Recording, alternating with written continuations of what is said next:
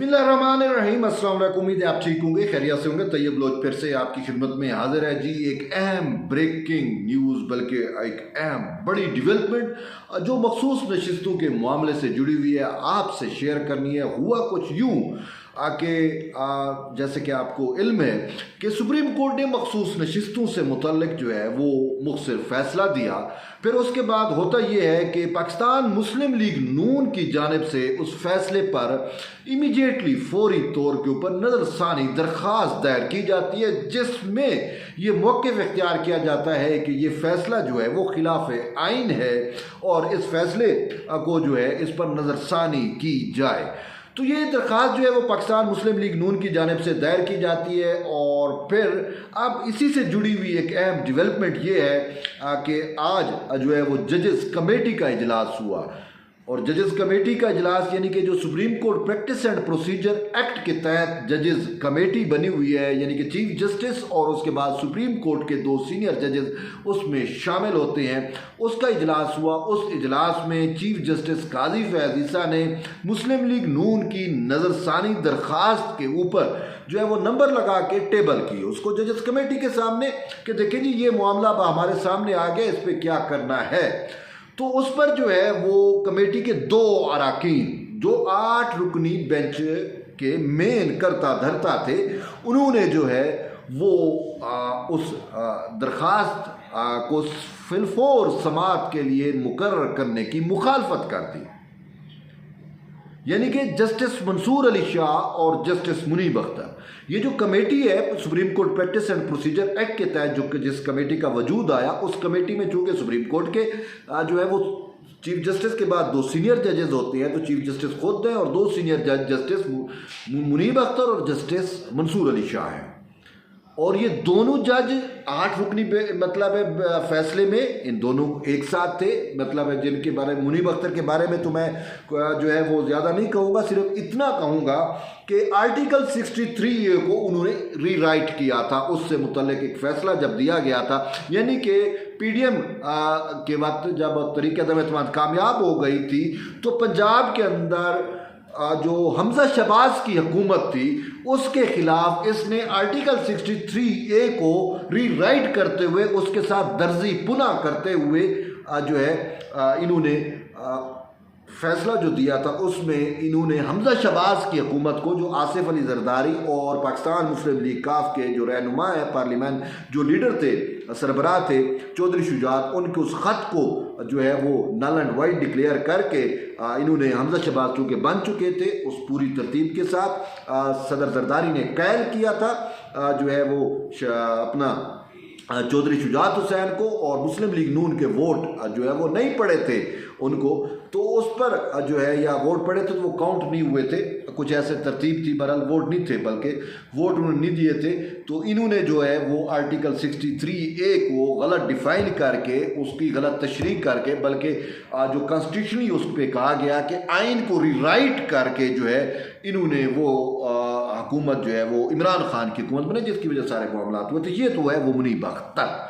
अब उसके बाद सही मंसूर अली शाह माजरत के साथ मौजूद जो अभी चीफ जस्टिस भी उन्होंने बनना है, तो मंसूर अली शाह साहब को कौन नहीं जानता, आप सब बेहतर जानते हैं। और ख़ासकर ये जो तरीके इंसाफ को मखसूस नशिस्तें देने का ये जो फैसला है, इसके आथर जज तो सही है ना, मंसूर अली शाह साहब पीर मुर्शिद। अच्छा, तो इन्होंने जो है वो मुखालफत कर दी। अब चीफ जस्टिस काजी फैज़ ईसा ने जब इनके सामने टेबल की ये बिनसानी दरख्वास्त आ गई है, इमीडिएट मैटर है और इस टाइम पूरा मुल्क क्राइसिस में है, तो इसको जो है हमें टेकअप करना चाहिए। तो चूँकि ये कमेटी ये बेंच तश्कील देती है और कमेटी मुकर्रर यानी कि डिसीजन करती है कि फ़ैसला क्या होगा, और ये जो supreme court practice and procedure act है जिसके तहत ये कमेटी वजूद में, ये भी PDM की थी। उस टाइम उमर अता बंदियाल का मैटर था और उसमें जो है उसके इख्तियारात को मिनिमाइज़ जो है वो किया जाना था, तो उस हवाले से ये चीज़ें बनी थी। तो अब मैं तो यही कहूँगा कि ये supreme court practice and procedure act जो है वो अब हुकूमत के ही गले पड़ गया। अब इसमें 2 जजेस यानी अक्सरियत जो है वो PTI के सहूलतकारों की है। मैं सही मंसूर अली शाह को जो है वो सहूलतकार नहीं कहूँगा, लेकिन सही मंसूर अली शाह से मुतल्लिक मैं इतना ज़रूर कहूँगा कि वो पॉपुलिस्ट अप्रोच की वजह से जो है वो पॉपुलिस्ट अप्रोच के हामी हो गए हैं और उन्होंने आइन को साइड पे करके पॉपुलिस्ट अप्रोच के मुताबिक जो है वो मखसूस नशिस्तें देने का फैसला किया है। तो यूं सही मंसूर अली शाह साहब और जस्टिस मुनीब अख्तर एक पेज पे आ गए हैं और वो जो हमें याद पड़ता है अपना चीफ जस्टिस उमर अता बंदियाल का दौर, तो लगता है कि अब वो वापस आ रहा है। और तो फिर इन्होंने जो है वो मुखालफत कर दिया। अब उसमें दो रीजन्स आ रही हैं। ज़राए का ये दावा है कि सही ने मंसूर अली शाह और जस्टिस मुनीब अख्तर का मौक़िफ़ उसमें ये रहा है कि देखें जी अभी गर्मियों की छुट्टियां हो रही हैं, तो 2 माह के लिए छुट्टियां हैं, तो जजेस अवेलेबल नहीं होंगे, तो इस वजह से इस मामले को समाअत के लिए मुकर्रर ना किया जाए। लेकिन अगर मामले की इमरजेंसी को देखना है, मद्देनज़र रखते तो जजेस को वापस बुला लेते कि भाई यार आप 10-15 दिन मज़ीद ले लेते छुट्टियों के बाद, ठीक है, आप ये 5-10 दिन मज़ीद जो है वो छुट्टियाँ ना करें, आ जाए, तो ये मुमकिन तो था। लेकिन इसमें एक और रीज़न भी दी जा रही है। वो रीज़न ये है कि सही साहब ने कहा, सही मंसूर अली शाह साहब ने, कि उनका ये मौक़िफ़ है कि भाई अभी तक चूँकि डिटेल जजमेंट नहीं आई, ठीक है, डिटेल जजमेंट नहीं आई, तो मुख्तसर जजमेंट पर जो है वो नज़रसानी नहीं होनी चाहिए जब तक डिटेल जजमेंट ना आ जाए। तो यूँ 2 माह भी गुजर जाएंगे और डिटेल जजमेंट भी आ जाएगी, तो उसके बाद जो है वो नज़रसानी को हम मुकर्रर कर देंगे, ये है। लेकिन इसमें मेन चीज़ ये है कि उस वक्त तक भाई PTI और इलेक्शन कमीशन अमल दरामद करे, PTI को नसीहतें दे, ये वो भाई वो फैसला भी है। यानी कि ये इन्होंने पूरे मुल्क को एक हैजानी सी कैफियत में इंटर करके सही तो चले न्यूयॉर्क, लंदन आप विजिट होंगे, और इसमें मेन जज जस्टिस अतर मिनल्ला साहब जो है मोअज़्ज़ज़ जज काबिल एहतराम मोअज़्ज़ज़ जज जस्टिस अतर मिनल्ला साहब भी न्यूयॉर्क जा रहे हैं। अब न्यूयॉर्क कैसे जा रहे हैं साहब, जरा ये केस अगर लगता तो वो न्यूयॉर्क ना जा सकते। पहले भी इनमें से कुछ जज न्यूयॉर्क गए, और आपको पता है कि आजकल न्यूयॉर्क बड़ा मरकज बना हुआ है तहरीक इंसाफ की, जो इंटरनेशनल सहूलतकारी है वो तो न्यूयॉर्क से हो रही है ना, ये बात आप जहन में रखें। तो उसी के पेश नज़र न्यूयॉर्क की भाई किस बार से जो है वो खिताब करना है। अब वो कैसे है कि वो उन अमेरिकन को कोई ख्वाब तो नहीं आ गया था कि अतर मिनल्ला जो है वो फ्रीडम ऑफ प्रेस और फ्रीडम ऑफ फलां, चूँकि पॉपुलिस्ट, अब उसमें वहाँ पे एक खैबर पख्तूनख्वा से एक महायूथिया जो है वो ताल्लुक़ रखते हैं, वो वहाँ पे होते हैं, उन्होंने अपना असर रसूख इस्तेमाल के सही को बुलाया है, अपने सही नहीं बल्कि मुअज़्ज़ज़ जज जस्टिस मंसूर अली जस्टिस अतर मिनल्ला को जस्टिस अतर मिनल्ला को बुलाया है कि आप आके न्यूयॉर्क में अपना भाषण दें। तो अब ये भाई अगर केस मुकर्रर होता है तो जो अतर मिनल्ला का भाषण भी मुतासर होता, वो भी उस बेंच में थे और बैठते। तो यूँ और भी रीजंस हैं, और ये कि इनको शक पड़ गया है कि कहीं ये फैसला रिवर्स हो जाए, या हो सकता है पॉसिबिलिटी ऐसी है, तो इसी वजह से भी इन्होंने कहा कि इस मुख्तसर फैसले, हमने देखा कि मुख्तसर फैसले पे भी अपीलें होती रही, नज़रसानियाँ होती रही हैं, ये कोई इतना बड़ा मामला नहीं है, होता रहा है। लेकिन अब मेन चीज़ है कि ठीक है, हम सही को वक्त दे देते हैं, सही मंसूर अली शाह आप 2 महीने ले लें, अपने जजेस को वापस ले आए, छुट्टियों के बाद आ जाए।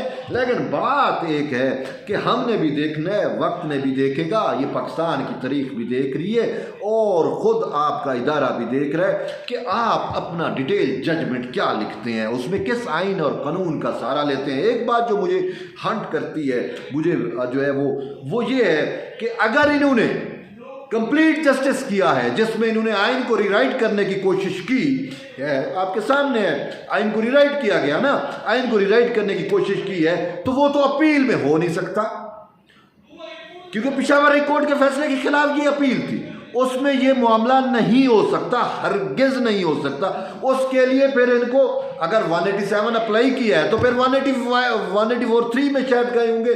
अगर 184(3) में गए हैं तो फिर नज़रसानी की बजाय फिर अपील होगी, और अपील डिफरेंट बेंच सुनता है, या लार्जर बेंच सुनेगा, या फुल कोर्ट मुकम्मल, ये जो 3 और जज है और ये अडाक जज, ये फिर सुनेंगे। तो इसी वजह से हम इनको वो वक्त देते हैं। चलो भाई ठीक है, सही आप ले लें, 2 महीने क्या 3 महीने ले लें, आप ले लें, देखते हैं आप कैसे फ़ैसले को तहरीर करते हैं और फिर इस फैसले पे कैसे कायम रहते हैं। और अगर आप फैसले पे कायम रहते हैं तो ये भी फैसला जो है वो पाकिस्तान, मैं नहीं, ये हिस्टोरियन लिखेंगे ये फैसला कैसा था और इसको किस नज़र से देखा जाता है। क्योंकि मुझे यहाँ पे याद पड़ता है अपना फ़रूक अचनैक जो पाकिस्तान पीपल्स पार्टी के भी रहनुमा है और पाकिस्तान बार कौंसिल की कमेटी के भी जो है वो चेयरमैन है।